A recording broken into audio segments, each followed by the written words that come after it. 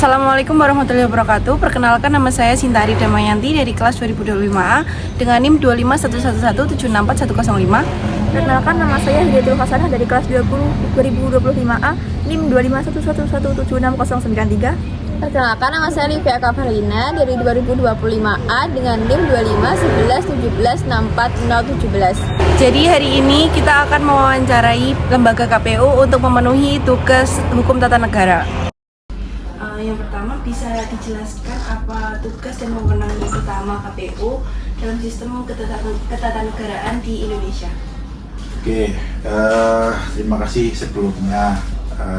Jadi terkait dengan KPU itu adalah penyelenggara teknis kepemiluan, ya. Kalau kita ngomong penyelenggara pemilu itu kan ada KPU, ada Bawaslu. Nah, kalau KPU sendiri itu kan lebih kepada teknis penyelenggara yang menyelenggarakan pemilu yang berlangsung 5 tahun sekali. Nah, itu yang diatur di dalam Undang-Undang 7 tahun 2017. Jadi kita dalam bekerja itu landasan hukumnya adalah Undang-Undang 7 tahun 2017. Di luar ada undang-undang atau peraturan tambahan lainnya, mungkin juga dari peraturan KPU, ada PKPU dan lain sebagainya yang menunjang teknis untuk kita bekerja, seperti itu. Terima kasih. Selanjutnya, apa terdapat kebutuhan amandemen konstitusi atau revisi undang-undang untuk memperkuat posisi KPU dalam struktur ketatanegaraan? Apa ada yang dibutuhkan untuk revisi undang-undang? Bahasanya adik ini ngeri ya, amandemen. Nih, oke.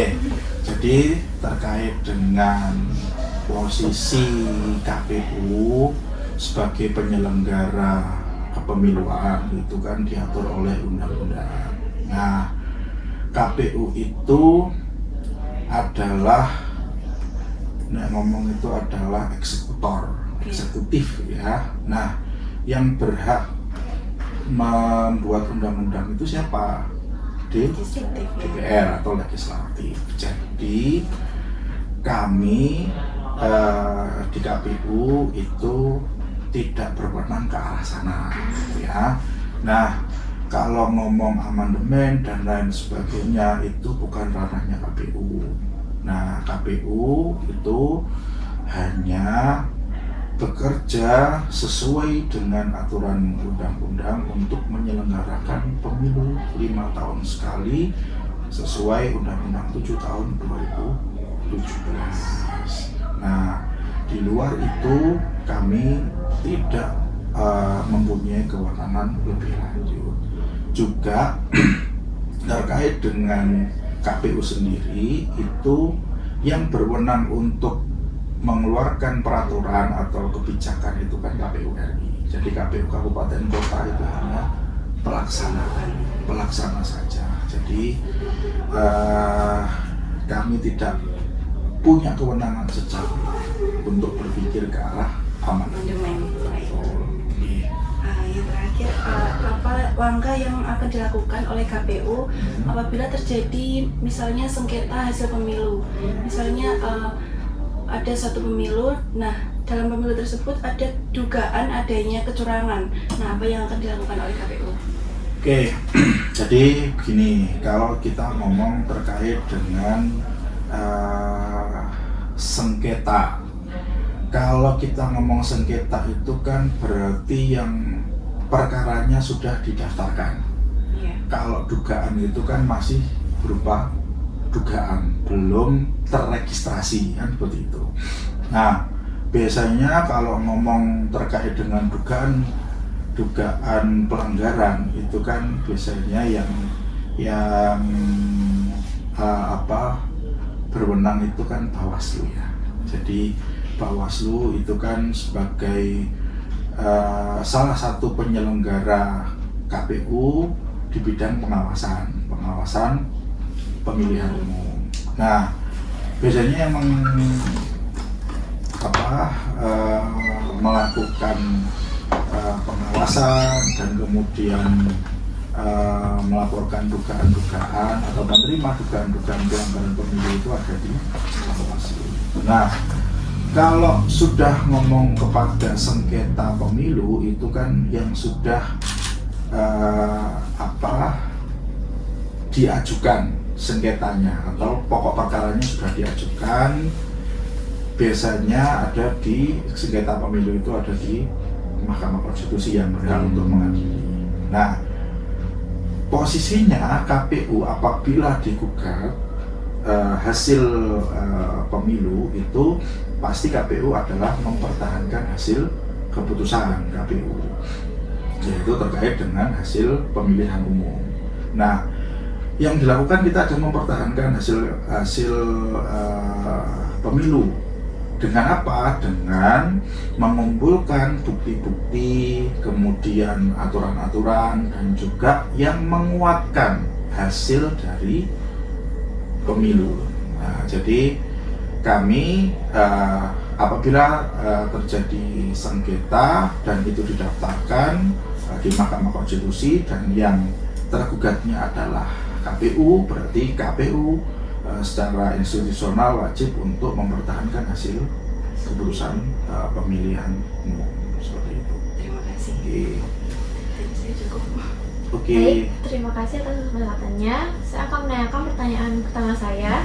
Dalam sistem ketatanegaraan Indonesia, KPU disebut sebagai lembaga yang bersifat nasional, tetap dan mandiri. Dalam praktik di tingkat kabupaten, bagaimana Bapak mengimplementasikan prinsip kemandirian tersebut?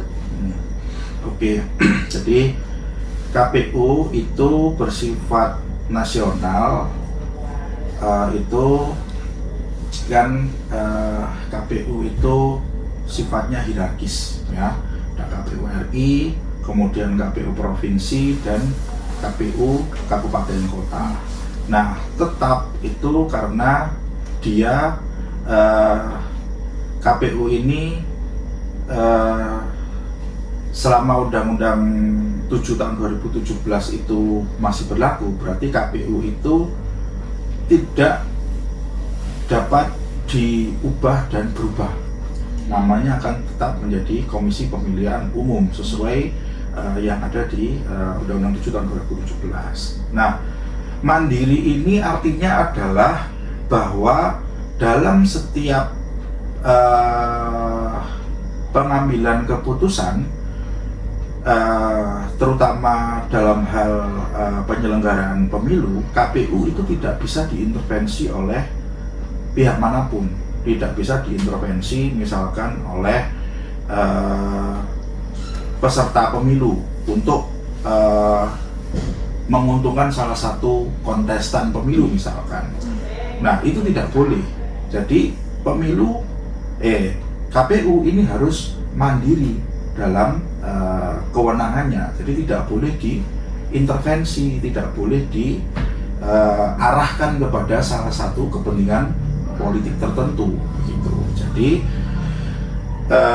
prinsip kemandiriannya itu ada di situ. Nah, kemudian prinsip kemandirian di tingkat kabupaten itu sifatnya adalah kita tidak boleh diintervensi misalkan oleh Pemda misalkan atau peserta politik yang ada di kabupaten, itu kita tidak boleh. Namun mandiri ini tidak berarti kita tidak hierarkis. Jadi KPU kabupaten kota itu tunduk kepada KPU provinsi dan KPU RI tetap. Jadi mandirinya itu adalah mandiri, tidak bisa diintervensi oleh peserta politik atau kepentingan politik. Jadi harus sesuai dengan aturan undang-undang yang berlaku dalam hal penyelenggaraan pemilu nasional. Seperti itu. Baik, yang kedua adalah terkait hubungan dengan KPU RI, bagaimana pola relasi kewenangan antara KPU kabupaten dan pusat? Apakah dalam praktiknya lebih bersifat hierarkis atau koordinatif? Baik. Ya, kita balik lagi ke yang tadi yang saya sudah sampaikan ya, bahwa KPU kabupaten itu kewenangannya itu adalah hierarkis di bawah KPU Provinsi dan KPU RI. Jadi secara otomatis karena KPU Kabupaten pun tidak berwenang untuk membuat kebijakan. Jadi yang berwenang membuat kebijakan pemilu, terutama dari sisi peraturan KPU, itu yang mengeluarkan adalah KPU RI. Jadi otomatis kita harus bersifat hierarkis, tunduk kepada aturan dari KPU RI. Jadi kita nggak boleh di KPU Kabupaten Kota itu jalan sendiri-sendiri, itu tidak boleh. Jadi mungkin kalau kita ngomong secara hukum nasional kita kan kemudian misalkan begini, aturan tertinggi undang-undang itu apa? Undang-undang Dasar 1945. Tidak boleh kemudian undang-undang pemilu, misalkan undang-undang pemilu itu bertentangan dengan UUD 45. Dan misalkan di bawahnya lagi ada kalau di KPU ada PKPU, peraturan Komisi Pemilihan Umum, itu juga tidak boleh bertentangan dengan undang-undang di atasnya, atau Undang-Undang 7 tahun 2017 juga tidak boleh bertentangan di atasnya lagi. Jadi otomatis kita harus tunduk dan patuh terhadap KPU RI itu dalam hal sisi kewenangannya. Baik, pertanyaan terakhir saya yaitu dalam perspektif kedaulatan rakyat sebagaimana diatur dalam Undang-Undang Dasar 1945, bagaimana KPU memastikan bahwa suara masyarakat benar-benar terakomodasi secara jujur dan adil? Gitu. Oke, terkait dengan fungsi KPU sebagai penyelenggara pemilu yang teknis, kami di KPU itu kan harus menjamin suara masyarakat, suara rakyat itu bisa tersalurkan dengan baik, dan tidak boleh sampai suara masyarakat itu hilang atau dihilangkan, kan begitu. Jadi otomatis kami secara internal itu pasti mempunyai aturan yang harus dipatuhi dan ditaati oleh semua penyelenggara teknis KPU, mulai dari KPU RI, KPU Provinsi, KPU Kabupaten Kota, bahkan pada waktu pemilu yang sifatnya ad hoc itu di PPK tingkat kecamatan, PPS tingkat desa, atau KPPS tingkat TPS, itu harus semuanya harus menjunjung tinggi suara masyarakat yang disalurkan. Jadi tidak boleh sampai hak masyarakat itu hilang. Kita lakukan misalkan dengan sosialisasi pemilu. Di awalnya kan kita lakukan dengan sosialisasi bahwa pemilu akan dilaksanakan di tanggal berapa, hari apa, bulan apa, tahun berapa. Itu kan kita sosialisasikan. Supaya apa? Supaya masyarakat tahu kapan saat memilih dan batasnya sampai jam berapa misalkan. Akan kan lebih dari jam berapa sudah tidak boleh lagi memilih. Berarti masyarakat harus memilih sebelum itu. Nah, kita kan wajib mensosialisasikan, karena kalau peraturan itu tidak disosialisasikan, maka masyarakat kan tidak ngerti. Nah, itu salah satunya melalui sosialisasi. Kedua, dengan menjamin bahwa masyarakat bisa memilih dengan misalkan tidak membawa surat undangan misalkan, tapi harus misalkan dengan KTP asli. Nah, itu diperbolehkan. Nah, itu juga salah satu untuk menjamin hak pemilih, kan seperti itu. Juga masyarakat yang sakit misalkan, ada di rumah sakit, itu mungkin barangkali TPS khusus, atau juga barangkali ada beberapa yang kita lakukan kemarin saat pemilu itu, saat TPS sepi di jam-jam tertentu itu beberapa KPPS beserta pengawas TPS itu mendatangi warga masyarakat yang sakit, tidak bisa keluar dari tempat tidur misalkan. Nah, kita istilahnya jemput bola. Supaya apa ya, itu tadi hak pilihnya tidak hilang. Itu yang kita lakukan untuk menjamin hak pilih dari warga masyarakat tidak hilang. Juga saat rekapitulasi, misalkan saat rekapitulasi berlangsung mulai dari tingkat TPS, kemudian di tingkat kecamatan sampai di tingkat kabupaten kota, itu dilakukan berjenjang dan itu diupload di Sirekap, untuk supaya warga masyarakat itu bisa mengakses hasil rekapitulasi dari pilihan yang sudah ditentukan melalui TPS-TPS yang ada, seperti itu. Baik, dari saya sudah cukup. Terima kasih Bapak. Oke, sama-sama. Baik Pak, saya izin Iya. bertanya, bagaimana hubungan koordinasi antara KPU dan juga Bawaslu dalam menjaga prinsip checks and balance dalam penyelenggaraan pemilu? Iya, jadi kalau kita ngomong antara KPU dan Bawaslu, itu kan KPU sebagai penyelenggara teknis, Bawaslu sebagai pengawas, ya, Bawaslu sebagai pengawas. Nah, biasanya kami itu melakukan langkah-langkah koordinatif sebelum pemilu itu dilakukan dan saat pemilu itu dilakukan. Nah, langkah koordinatif apa yang sebelum pemilu dilakukan?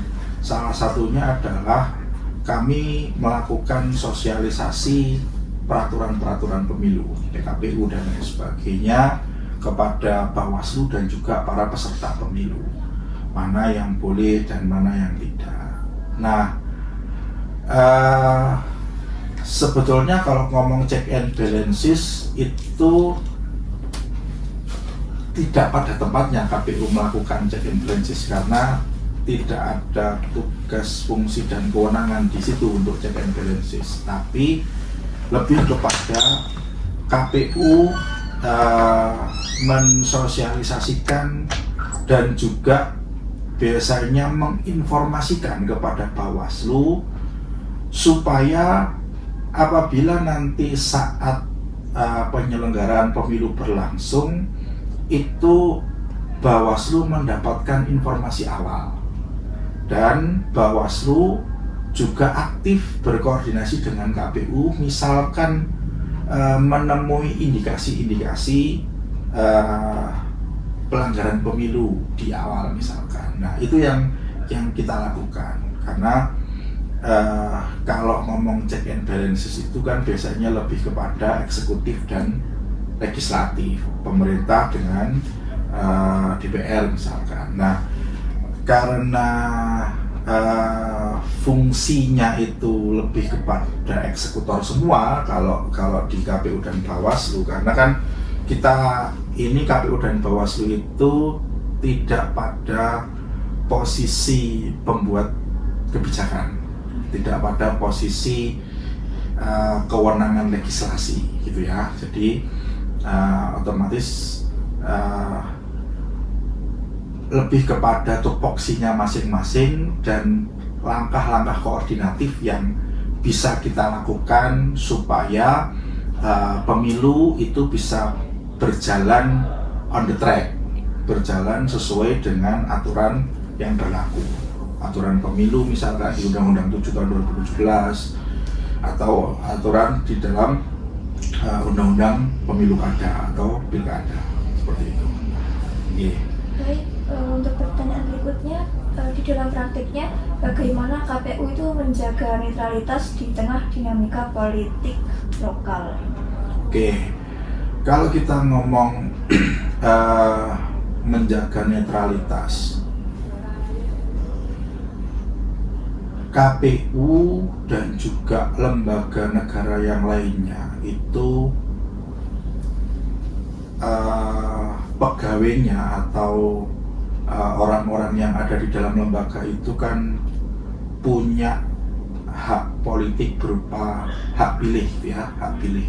Jadi saya sebagai ketua KPU itu kan punya hak pilih untuk menentukan siapa yang akan saya pilih menjadi pemimpin 5 tahun ke depan. Tapi dalam hal netralitas ini berarti kami secara etik, secara etik itu kami tidak boleh menyampaikan siapa yang akan saya pilih, siapa yang akan saya dukung.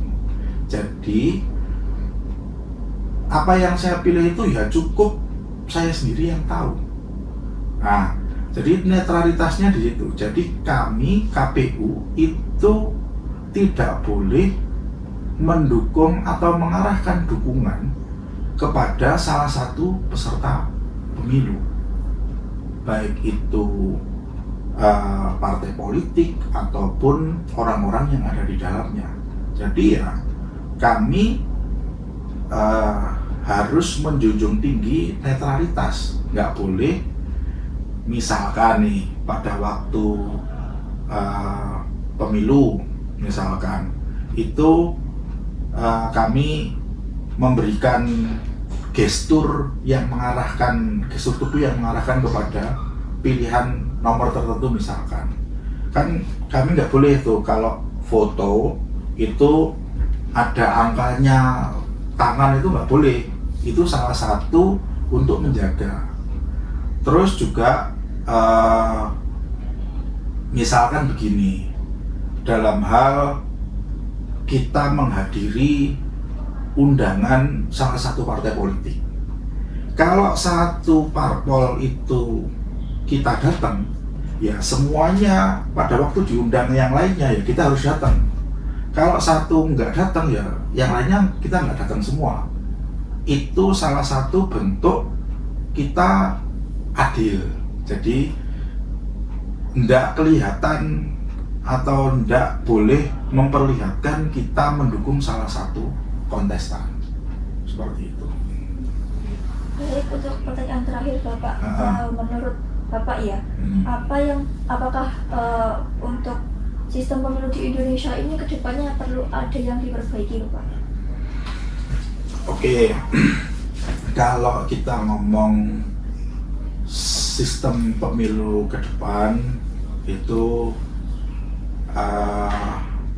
dalam hal sistem pemilu itu kan sudah ditetapkan melalui undang-undang gitu ya, yang sudah ditetapkan oleh DPR RI melalui sistem pemilu nasional.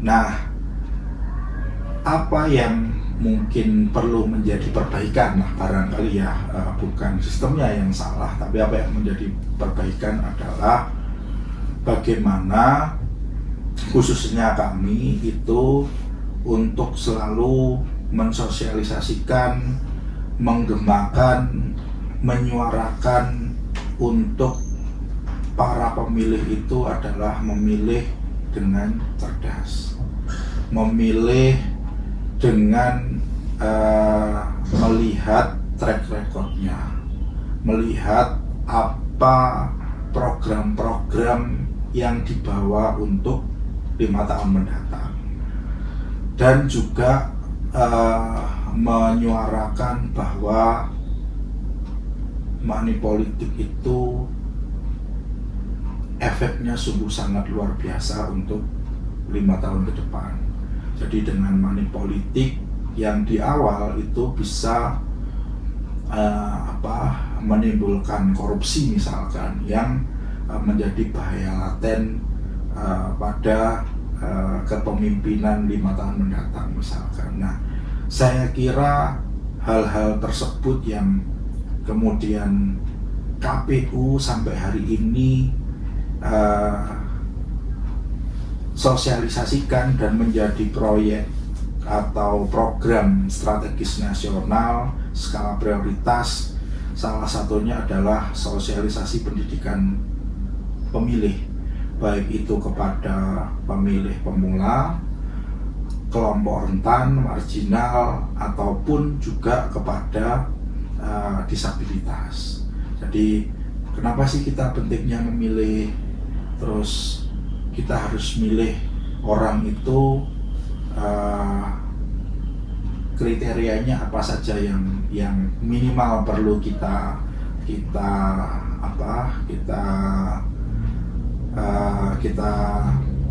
jadikan starting point untuk memilih. Terus juga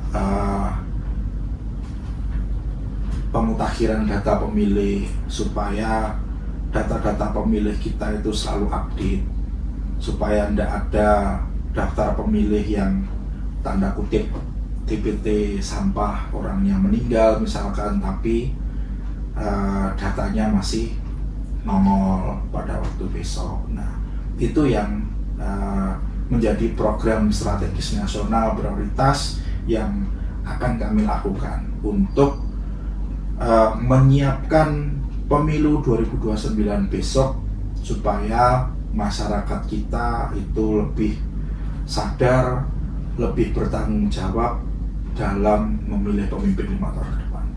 Seperti itu. Oke? Ya, baik. Terima kasih Pak. Terima kasih, Pak. Sama-sama. Izin foto bisa? Oke.